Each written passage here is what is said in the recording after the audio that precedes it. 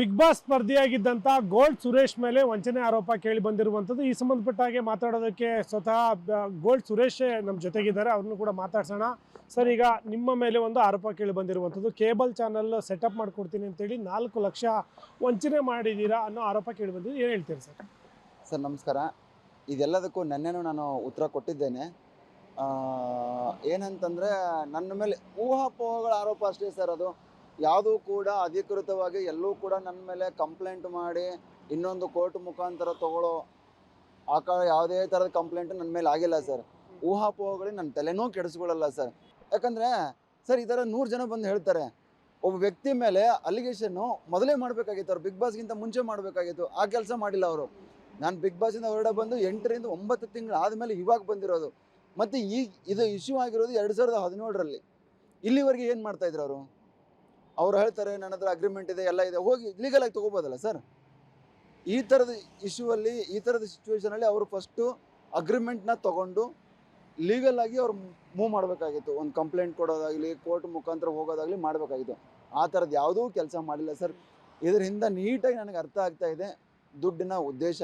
ದುಡ್ಡು ಬೇಕು, ದುಡ್ಡು ತೊಗೊಳ್ಬೇಕು, ಏನಾದ್ರು ಮಾಡಿ ನಾವು ದುಡ್ಡು ತೊಗೊಳ್ಳೋಣ ಅನ್ನೋ ಒಂದು ಇಂಟೆನ್ಷನಿಂದ ಅವ್ರು ಮಾಡಿದ್ದಾರೆ. ನಾನು ಲೀಗಲಾಗಿ ಏನಿದೆ ಸರ್, ಕೋರ್ಟ್ ಮುಖಾಂತರ ಹೋಗಿ ಮತ್ತು ನ್ಯಾಯದ ಮುಖಾಂತರ ನಾನು ಹೋಗಿ ನಾನು ನ್ಯಾಯ ತೊಗೊಳಕ್ಕೆ ಇಷ್ಟಪಡ್ತೀನಿ ಸರ್.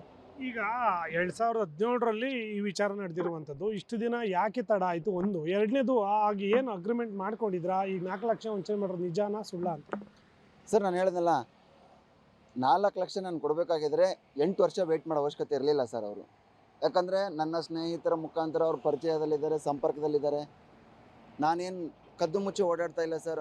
ಸೋಷಿಯಲ್ ಮೀಡಿಯಾದಲ್ಲಿದ್ದೀನಿ, ಬೇರೆ ಬೇರೆ ರಂಗದಲ್ಲಿದ್ದೀನಿ, ಸೋಷಿಯಲ್ ಆ್ಯಕ್ಟಿವಿಟೀಸ್ ಮಾಡ್ತೀನಿ, ನನ್ನದೇ ಆದಂಥ ಕೆಲಸಗಳನ್ನ ಮಾಡ್ತೀನಿ, ಎಲ್ರಿಗೂ ಚಿರಪರಿಚಿತ ನಾನು. ತೊಗೋಬೋದಾಗಿತ್ತಲ್ಲ ಸರ್ ಇನ್ಫಾರ್ಮೇಷನ್. ಅವರು ತೊಗೊಂಡು ಅವತ್ತೇ ಬರ್ಬೋದಾಗಿತ್ತಲ್ಲ ಸರ್ ಅವರು. ಅವಾಗ ಯಾಕೆ ಬರಲಿಲ್ಲ ಅವರು? ಇಷ್ಟು ದಿನ, ಇಷ್ಟು ವರ್ಷಗಳಾದಮೇಲೆ ಇವಾಗ ಯಾಕೆ ಬಂದಿದ್ದಾರೆ? ಮತ್ತು ನನಗೆ ನಿನ್ನೆ ಬೆಳಗ್ಗೆ ಒಂದು ಕಾಲ್ ಬರುತ್ತೆ. ಅವಾಗ ಹೇಳ್ತಾರೆ, ಏನೇನು ದುಡ್ಡು ನನಗೆ 6 ಲಕ್ಷ ಕೊಡಲಿಲ್ಲ ಅಂದರೆ ನಾನು ಮಾಧ್ಯಮಕ್ಕೆ ಹೋಗ್ತೀನಿ ಅಷ್ಟೇ ಸರ್.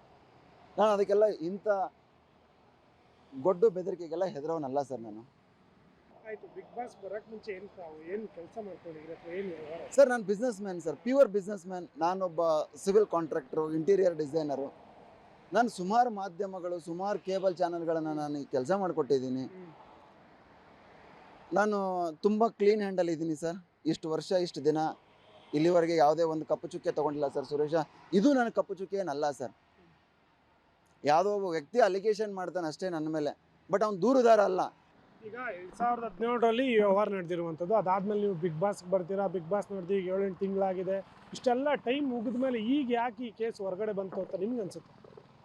ಸರ್, ಇದು ಕೇಸೇ ಅಲ್ಲ ಸರ್. ಫಸ್ಟ್ ಆಫ್ ಆಲ್ ನಾನು ಅದನ್ನು ಹೇಳ್ತೀನಿ ಸರ್, ಇದು ಕೇಸೇ ಅಲ್ಲ, ವಿಚಾರ. ಈ ವಿಚಾರ ಯಾಕೆ ಹೊರಗಡೆ ಬಂದ ನನಗೂ ಗೊತ್ತಿಲ್ಲ ಸರ್. ನನ್ನ ಹೆಸರು ಹಾಳು ಮಾಡುವಂಥ ದುರುದ್ದೇಶ ಇರಬೇಕು ಅವ್ರಿಗೆ. ಸೊ ಅವರೊಂದು ಯಾವುದೋ ಒಂದು ಮಾಧ್ಯಮದಲ್ಲಿ ಯಾರು ಈ ವಿಷಯನ ಫಸ್ಟು ಪ್ರಸ್ತಾಪ ಮಾಡಿದ್ರು, ಆ ಮಾಧ್ಯಮದಲ್ಲಿ ಅವನು ತುಂಬ ನೀಟಾಗಿ ಹೇಳ್ತಾನೆ, ಸುರೇಶ್ ಅವ್ರ ಹತ್ರ ಇವಾಗ ದುಡ್ಡಿದೆ, ಆ ದುಡ್ಡನ್ನ ನಾವು ಇಸ್ಕೊಳ್ಳೋಕ್ಕಂತ ಪ್ರಯತ್ನ ಮಾಡ್ತಾ ಇದ್ದೀವಿ ಅಂತ ಹೇಳ್ತಾನೆ. ಅದರದ್ದೇ ಉದ್ದೇಶ ಅರ್ಥ ಆಗೋದು ಸರ್. ಅದರಿಂದ ಯಾರಿದಾರೋ ಇಲ್ಲ ಅಂತ ಅದು ತನಿಖೆಗೆ ನಾನು ಕಂಪ್ಲೇಂಟ್ ಮಾಡಿದ್ದೀನಿ ಸರ್ ಆಲ್ರೆಡಿ. ಅದು ತನಿಖೆ ಮುಖಾಂತರ ಗೊತ್ತಾಗುತ್ತೆ. ಅದರಿಂದ ಭಾಳ ನೀಟಾಗಿ ನನಗೆ ಅರ್ಥ ಆಗುತ್ತೆ. ದುಡ್ಡಿನ ಉದ್ದೇಶ ಇದೆ ಅವ್ರಿಗೆ, ದುಡ್ಡು ಇಸ್ಕೊಳ್ಳೋಣ ಅನ್ನೋ ಉದ್ದೇಶದಿಂದ ಅವ್ರು ಈ ಥರ ಮಾಡಿದ್ದಾನೆ ಅವನು ಅಂತ ನನ್ನ ಅಭಿಪ್ರಾಯ ಸರ್. ಈ ವಿಚಾರ ಹೊರಗಡೆ ಬಂದ ಮೇಲೆ ನೀವು 50,000 ಏನೋ ಅಮೌಂಟ್ ಏನೋ ಕೊಡಿಸಿದ್ರಿ ಯಾರ ಕಡೆಯಿಂದನೋ? ಸರ್, ನಾನೊಬ್ಬ ಸಮಾಜ ಸೇವಕ ಸರ್. ನಾನು ಬರೀ ಬಿಸ್ನೆಸ್ ಮ್ಯಾನ್ ಅಲ್ಲ, ಗೋಲ್ಡ್ ಸುರೇಶ್ ಅಲ್ಲ, ನಾನು ಬರೀ ಬಿಗ್ ಬಾಸ್ ಸ್ಪರ್ಧೆ ಅಲ್ಲ ಸರ್. ನಾನು ಸೋಷಿಯಲ್ ಆ್ಯಕ್ಟಿವಿಟೀಸು ಮಾಡ್ತೀನಿ ಸರ್. ಸರ್, ಅವ್ರ ಜೊತೆ ವ್ಯವಹಾರ ಮಾಡಿದ್ದು ನಿಜ.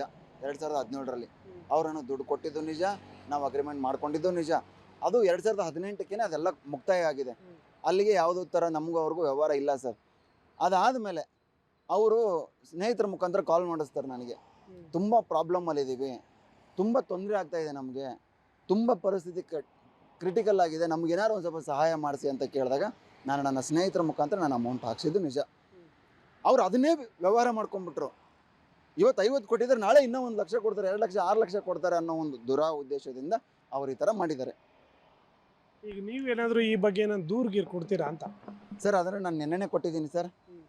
ಯಾಕಂದರೆ ನೆನ್ನೆ ಅದನ್ನು ದೂರು ಕೊಟ್ಟಿದ್ದೀನಿ. ಇವತ್ತು ಇನ್ನುಳಿದ ಏನೇನು ನಮ್ಮ ಲೀಗಲ್ ಕೆಲಸಗಳಾಗಬೇಕು ಅದೆಲ್ಲವೂ ಇವತ್ತಾಗುತ್ತೆ. ನಂದು ಲೀಗಲ್ ಟೀಮ್ ಇದೆ, ಅವರೆಲ್ಲ ನೋಡ್ಕೊತಾ ಇದ್ದಾರೆ ಸರ್. ಯಾವುದು ಎಲ್ಲವನ್ನೂ ನೋಡ್ಕೊತಾ ಇದ್ದಾರೆ. ಬಟ್ ನಾನು ಎಲ್ಲವನ್ನೂ ಲೀಗಲ್ ಮುಖಾಂತರ ಹೋಗ್ತೀನಿ ಸರ್. ಈ ಹಿಂದೆ ಬಿಗ್ ಬಾಸ್ ಬಂದಿದ್ದಂಥ ರಜತ್ ವಿನಯ್ ಮೇಲೆ ಒಂದು ಕಾಂಟ್ರವರ್ಸಿ ಆಗಿತ್ತು, ಈಗ ನಿಮ್ಮ ಮೇಲೆ ಏನು ಹೇಳ್ತೀವಿ? ಸರ್, ಭಗವದ್ಗೀತೆಯಲ್ಲಿ ಶ್ರೀಕೃಷ್ಣ ಪರಮಾತ್ಮನಿಗೂ ಕಷ್ಟಗಳು ತಪ್ಪಲಿಲ್ಲ ಸರ್.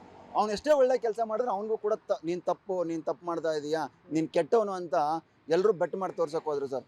ಸಾಕ್ಷಾತ್ ಪರಮಾತ್ಮನಿಗೆ ತಪ್ಪಿಲ್ಲ ಸರ್. ನಮ್ಗಳಿಗೆಲ್ಲ ಯಾವ ಲೆಕ್ಕ ಸರ್? ಈ ಥರದವ್ರು ಬರ್ತಾ ಇರ್ತಾರೆ ಸರ್, ಅದನ್ನು ದಾಟ್ಕೊಂಡು ಮುಂದೆ ಹೋಗ್ತಾ ಇರ್ಬೇಕು ಸರ್ ನಾವುಗಳೆಲ್ಲ. ಕೊನೆಯದಾಗ ಒಂದು ಮಾತು ಕೇಳ್ತೀನಿ. ಈಗ ಈ ವಿಚಾರ ಎಲ್ಲ ಬೆಳಕಿಗೆ ಬಂದ ನಂತರದಲ್ಲಿ ಸೋಷಿಯಲ್ ಮೀಡಿಯಾದಲ್ಲಿ ಒಂದು ಮಾತು ಕೇಳಿ ಬರ್ತಾ ಇದೆ, ಅಂದರೆ ಗೋಲ್ಡ್ ಸುರೇಶ್ ಅವರು ಹಾಕಿರುವಂಥ ಒಡವೆ ಒರಿಜಿನಲ್ ಅಲ್ಲ, ಡೂಪ್ಲಿಕೇಟು ಅಂತ.